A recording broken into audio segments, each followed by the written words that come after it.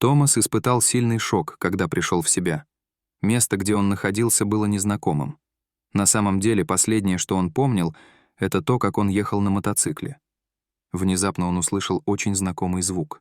Это был женский и ни с чем не сравнимый голос его любимой жены Линды. В этот момент Томасу захотелось обнять ее. Он хотел сказать ей, что вернулся. Судя по ее голосу, он был очень близко. Как только Томас открыл глаза, то заметил, что вокруг него было медицинское оборудование, трубки и провода, подсоединенные к его телу. Дверь в его комнату была открыта, и оттуда из коридора доносился голос его жены. Она говорила очень тихо, но Томас все слышал. «Не волнуйся, все идет по плану», — говорила она. Томас слушал и не мог понять, о чем речь. Да он больше не проснется. У его матери нет причин вмешиваться. «Я жена, и у меня больше прав, чем у нее», — сказала Линда. Томас не мог поверить своим ушам. Что она имела в виду? Это была ужасная ситуация для Томаса, который только что очнулся после интенсивной терапии.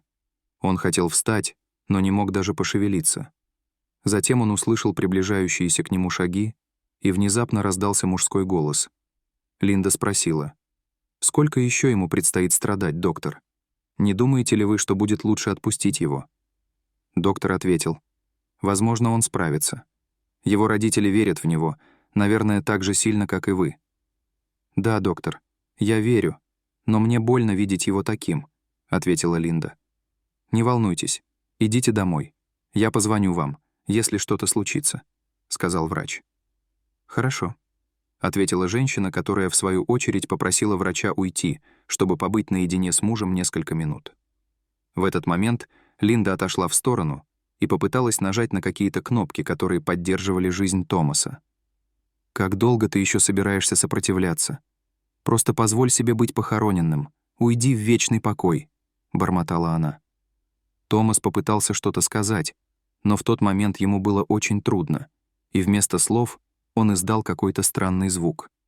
Женщина повернулась к нему и вдруг увидела, что он открыл глаза, поэтому она вызвала врача. Доктор вернулся с несколькими коллегами, которые долго осматривали мужчину. Они взяли у него кровь, подключили к нему какие-то устройства и разговаривали друг с другом. «Мадам, он все еще в коме. Мне очень жаль», — сказал врач. Женщина продолжала думать о том, что она видела. Возможно, это было ее воображение. Затем все ушли. Только молодая медсестра осталась с Томасом и приложила к его губам влажную вату, чтобы увлажнить их. Днем позже медсестра сделала то же самое, и именно там она заметила, что он приоткрыл рот и начал нервно сжимать вату, чтобы вода попала ему в рот. Она не могла поверить своим глазам, он действительно проснулся. Она вызвала врача, чтобы тот осмотрел пациента, и только тогда персонал понял, что Томас вышел из комы. «Мы позвоним вашей жене. Это будет большой радостью для вашей семьи», — с улыбкой сказал доктор. Мужчина, который плохо говорил, медленно и с усилием произнес: «Пожалуйста, не говорите ей ничего. Я умоляю вас».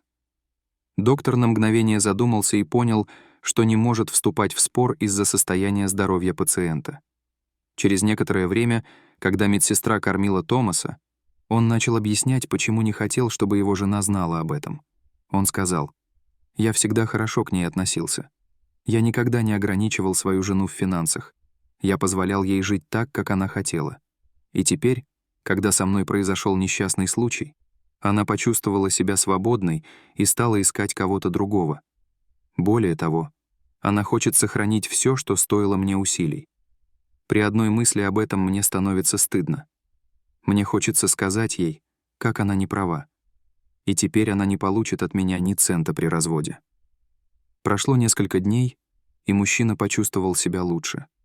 Однажды доктор зашел, сел рядом с ним, и они о многом поговорили. Тогда доктор спросил его: «А что ты теперь будешь делать?» Томас ответил: «Я не думал, что несчастный случай поможет мне лучше узнать людей. Теперь у меня тоже есть план». На следующий день Линде позвонили по телефону. Это был звонок из больницы. Кто-то сказал ей, что все кончено, и теперь она вдова.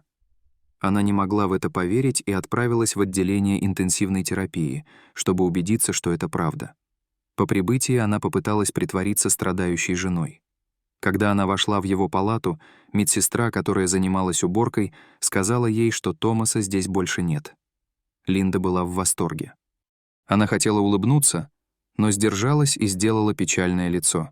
Она повернулась и с огромной радостью выбежала из палаты. Томас стоял у крыльца больницы и смотрел на свою жену с широкой улыбкой на лице. Она что-то сказала по телефону и сразу же поймала такси. Решив, что пришло время действовать, Томас взял такси и поехал домой. Открыв входную дверь, он услышал голос незнакомца. Дверь в гостиную была приоткрыта, и там стоял молодой мужчина. «Давай разожжем камин, детка, и сделаем музыку громче. Мы должны это отпраздновать», — сказал незнакомец. «Наконец-то я свободна, и у меня есть деньги», — радостно прокричала Линда. Томас не мог поверить своим ушам. В тот момент его переполнял гнев. Он зашел внутрь и увидел свою жену в одном полотенце. Она была потрясена, как будто увидела привидение. Вероятно, именно эта мысль пришла ей в голову. «У вас есть 5 минут, чтобы забрать все свои вещи из моего дома и уйти, потому что скоро придет моя охрана и вышвырнет вас, если вы не поторопитесь», — сказал Томас. «Позволь мне объяснить, любимый. Я думала, ты умер. Я не знала, как справиться с этой болью», — прошептала Линда. «Тебе просто нужны были мои деньги, и как только я впал в кому, ты стала искать замену. Кто знает, а может и раньше», — сказал Томас.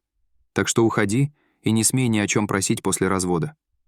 Женщина, видя, что у нее больше нет шансов вернуть мужа, начала кричать и оскорблять его, но охранники схватили ее и любовника и вывели их из дома. Тогда Томас обратился к специалистам, чтобы за пару часов поменять все замки в доме. Он также попросил охранников не впускать никого, кроме его родителей, пока он продолжит лечение. Вернувшись в больницу, мужчина старался не зацикливаться на том факте, что всего один несчастный случай полностью изменил его жизнь, но привел к тому, что он встретил другую женщину. В течение пары недель, пока Томас находился в больнице, медсестра несколько раз навещала его и спрашивала о его самочувствии. Он говорил с ней обо всем, и именно это помогало ему избавиться от дурных мыслей. После выписки Томас завершил бракоразводный процесс. Линда, конечно, начала требовать часть дома и других вещей, приобретенных в браке, но недвижимость была заложена по крупному кредиту, который мужчина взял на развитие бизнеса. Поэтому если она заберет половину имущества, она также должна будет выплатить половину долга. Поэтому Линда подписала документ об отказе от своей части имущества. После развода она проклинала Томаса и произносила слова, которые никогда не произнес бы здравомыслящий человек, но мужчина не обращал на нее внимания. Томас понял, что скучает по медсестре и хочет ее увидеть. У него не было времени поблагодарить ее за внимание. Он поехал в больницу и протянул букет роз женщине, для которой действительно было важно его здоровье. «Я хотел пригласить вас на свидание, но если вы не согласитесь, я не обижусь», — с улыбкой сказал Томас. «Через час моя смена закончится. Прогулка будет лучшей реабилитацией после вашей операции, вы так не думаете?» — ответила медсестра. Они отправились гулять вдвоем, так и началась их совместная история любви. Дорогие зрители, а как бы вы поступили на месте Томаса? Расскажите, пожалуйста, в комментариях. А если вам понравилось это видео, то ставьте лайк и подписывайтесь на наш канал. До свидания.